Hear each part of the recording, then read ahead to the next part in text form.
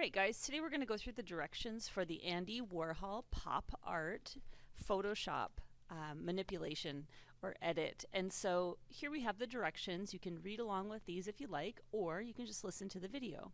The first thing you need to do is find a picture that you shot or that someone shot of you of your face. And so here are some pictures that I shot this morning that are pictures of my face. What a lovely, this one's quite catching, a lovely photo shoot that was.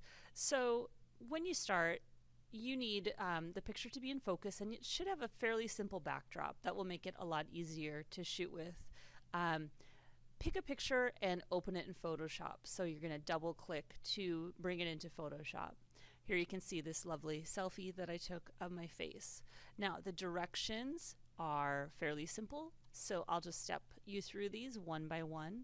The first thing we want to do once it's open in Photoshop is convert it to black and white. In order to do that, you're going to click on Image, Adjustments, and Black and White. And then you'll see that we have a black and white picture. Click on OK.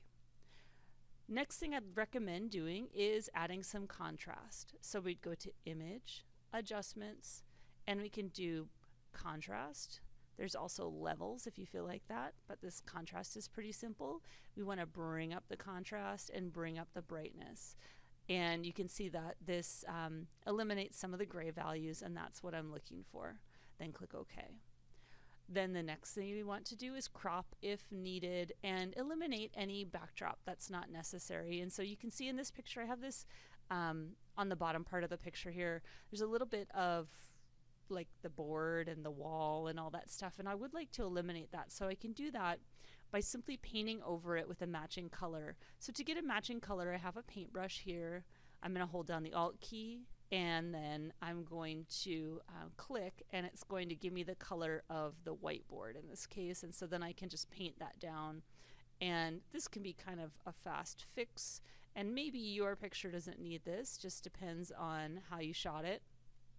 So that's Alt, click one time to pick up that color, and then you can paint away anything that you didn't want from the backdrop. That might be a shadow, it might be something that's just annoying back there. So now I'm on a very simple backdrop.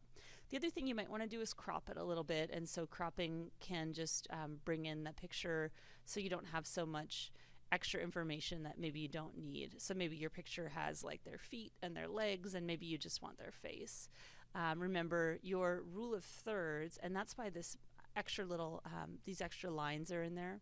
So to use the rule of thirds, I could try and line my eyes up on that line, and that would give me a rule of thirds composition. So maybe I'll go ahead and do that also, just to be extra fancy. Okay, then click on the check mark.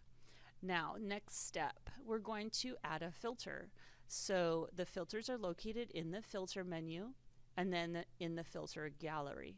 Once you've clicked on that, this box pops up, and we're going to be using a filter in this artistic group called Cut Out. And you can see that it shows up right here, but this is just part of the picture. So zoom out in order to see the whole thing. So here it is again. This filter really has the look of that Andy Warhol silkscreen. So when he was creating his work, he didn't have Photoshop, at least at the beginning. And so he was using a silkscreen to create this look. And so each of these would be, each color or value would be a different actual frame that he would silkscreen. And so it was quite a labor-intensive process, much different than ours today. You can increase or decrease the number of levels, which are each of the different values that you see here, by changing this slider here. So if I want to have less levels, for example, 3 levels, or even try 2 levels, you can see how that changes the picture. And when you're looking at that Andy Warhol example, again, that's this Marilyn Monroe picture, you can see that really he doesn't have very many black and white levels. What he did was fill it in with colors, and so we're going to want to decrease almost to the point of losing, a lot of the detail. So you have to really decide. 2 or 3 is probably your sweet spot for this, but you can base it on your own picture. I think I'll go with 2. So on my picture, 2 works. Edge simplicity, so that's, of course, how simple the edge is. the more you the more you increase the simplicity, the more simple you are. I think I look like a Picasso here. Very simple. Okay, but so don't lose your face in this one. Make sure you have enough levels, and then we'll leave fidelity alone. You can experiment if you like, but I don't want to. So then I'm going to click OK to apply that to my picture. Now, one thing you'd want to notice is that the foreground and background color do play an important part in that last filter. So I'm going to undo that, and I'm going to show you what happens if my foreground and background color are the default, which is black and white.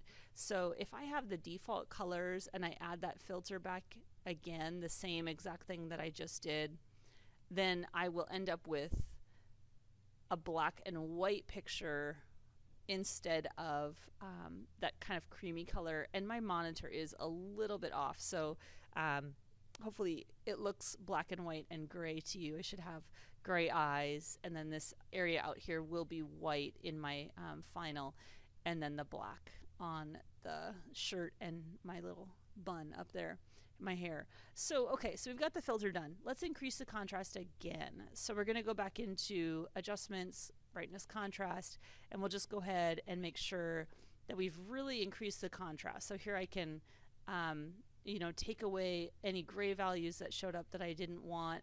Remember, we're looking at trying to match this look here, so take it to the point where it matches. Try and make it match up. Okay, and so look at it, adjust as needed, and then click OK. All right, now we're ready to add some color. For this step, it's really important that you color on a blank new layer, not on your backdrop. So add a new layer by clicking on this little icon right here that looks like a little page. This is create a new layer, and it will add a blank new layer. Then we're going to get a paintbrush. Paintbrush right over here. Make sure you have the regular paintbrush, not a mixing brush or color replacement brush. And now we have to choose a color. So you can see the color palette is right here. And when I click on the black, it opens up the window and I can pick a color. I can pick any color I want to start. Andy Warhol loved bright colors, and so if you're trying to do something that's very Andy Warhol, you can pick bright colors. You've seen some of the examples. So really, whatever color you like to start out with, I'm going to start with kind of a creamy skin tone to give you an idea. And remember, I want you to color in layer 1. So adjust your brush to the correct size, and we're just going to start to fill in, and I'm filling in first on my face. You can adjust the brush size as you go by using the menu right up here to adjust the size. You can adjust the hardness of the brush or the shape of the brush if you have kind of an unusual brush shape, and you're going to fill in all the areas for your first color. So if you started with the face like I did, we're going to fill in the face first, and we can color over the black. I'm going to show you the next trick, which is going to fix all this weirdness. It's okay, and since we're on layer 1 instead of the backdrop, if a mistake is made, we can just erase it. So if you made a mistake and you don't like the color that you painted, you can switch to the erase tool and simply erase it all. But for the example here, I'll keep going so I can show you. Okay, so I've got this backdrop, or my layer 1 painted in with my peachy color for my face, and you can see how it exists on layer 1. So layer 1 has the paint on it. So what I'm going to do now is, with layer 1 selected, I'm going to change this blending mode right up here to multiply. And then what will happen is, as you can see, the color jumps behind the black. So instead of painting over the black, as you can see now, I'm painting like behind the black. So it really makes it look like I did a better job. And I can still erase if I've made mistakes. So with whatever size eraser I need, I can clean up areas that I did not actually mean to color in with that peachy color. So between my paintbrush and my eraser, I can do a great job of making this exactly how I want it to be. Okay, so this is my first color, And then for my second color, I'm going to get another new layer. So I'm going to click again here, and then I'm going to switch color. So I'll pick right here, and I want to pick another color. So in this case, I'm going to color in the backdrop for my next step. And so I'm going to pick a new color, something that kind of I like, something that goes with my picture. And now I'm going to paint in the backdrop. And depending on what you're wearing and what your pose is, you know, you might have other things you want to color in next other than the backdrop, but I'm going to go ahead and color the backdrop in so you can see how I'm using a medium-sized brush and I'm just filling it in. And then I'm going to color over here also. Maybe, there we go. And so I'm just going to fill it in. Remember, it's okay to go, it looks like I have a mohawk now, a little bit of Mr. Straight up there. It's okay to go over the black areas because what we're going to do next is we're going to change the blending mode to multiply on this layer. And then as you can see, the color that we just did kind of jumps behind. Now if I've overlapped or made a mistake like I did right there, I'll just grab the eraser, and with the layer selected that I painted on, I can just erase it. So that's pretty easy. If I want to add more of that color, I can just go back in and I can fill it in a little bit more where I missed. Okay, I see a little bit down here that I could erase on the scarf. Now I may want to add some color to the scarf, even though the scarf is just black and white in real life, just to add some more interest to the picture. I'll pick one more color to do for this example, and you can see I got an orange here, and then I'll add that in on a new layer for the scarf. And so I may need to make my brush a little bit smaller here, and I want to just go ahead and color in where that scarf is. And remember, it's okay, like if I went over here, I actually won't be able to tell because once again we're going to change that blending mode. You want to have about maybe 3, maybe 4, maybe 5 colors in here just to make it interesting. So depending on what your picture has in it, you know, whether you have a hat on or whether you have your hair showing or whatever, try and pick some areas that you can color in because that's what really makes this interesting. Okay, so now that I've got this unusual scarf colored, I'm going to change the blending mode to multiply. Lovely. You can see where it overlaps. It's kind of interesting, so maybe I'll leave that. You know, you don't want to make it look messy, but depending on if you like it or not, I guess I'll, too much of a perfectionist, go back and try and fix it a little bit there. Okay, I'm going to add a little bit of color on my face, a little bit more. So one more new layer here, pick a different color. In this case, I'll go up to like a light pink, a little bit more. Okay, and then I'm going to get a nice small brush, and I'm going to try and add a little bit of color here just for something different. That is nice. I am an expert at that. Okay, and then change the blending mode to multiply. Wow, that really does not add a lot. Let's see. I'll erase it a little bit. Looks like I had too much Kool-Aid for breakfast. Just a little bit. There we go. Just a hint. Okay. Now, we are, I've got the whole thing filled with color, and so I want to flatten it next, okay? So flattening it means that I'm kind of done coloring, I'm happy with it, and that I'm going to smush all these layers down permanently. So that's layer, flatten image, and then I just have the one layer. I would recommend that at this point you save it, okay? Just in case you lose any work, okay? And then I'm going to go ahead and open up a new picture. You don't need to close this one, just get a new one here. And we're going to make it US paper, letter size, click OK. That's just the default. And now what we're going to do is we're going to bring this one in and make some copies of it. So I'm going to go Control A, that's select all, Control C to copy it, switch back to my new picture that I just made. And this one, for whatever reason, it came in as grayscale. Yours probably won't, but I need to switch it to RGB just to make sure that the colors are there. Now I'm going to paste. So Control V, and here's my first version of my Andy Warhol. I want to be able to get 4 of these onto the canvas, and so I'm going to show my rulers real quick here. That's Control R, and I'm going to pull down a guide and find the center. In order to find the center, if you hold the shift, it will want to kind of jump to the middle. You'll feel it when you're moving the guide around. Go ahead and pull from the vertical guide and hold that shift and find the center. The center should be right in this area, so kind of move it back and forth, and you'll be able to find the center by holding that shift down, and it'll jump to the middle. Okay, I need to make this fit into one of the quadrants, so I'm going to do Control T and slide it up.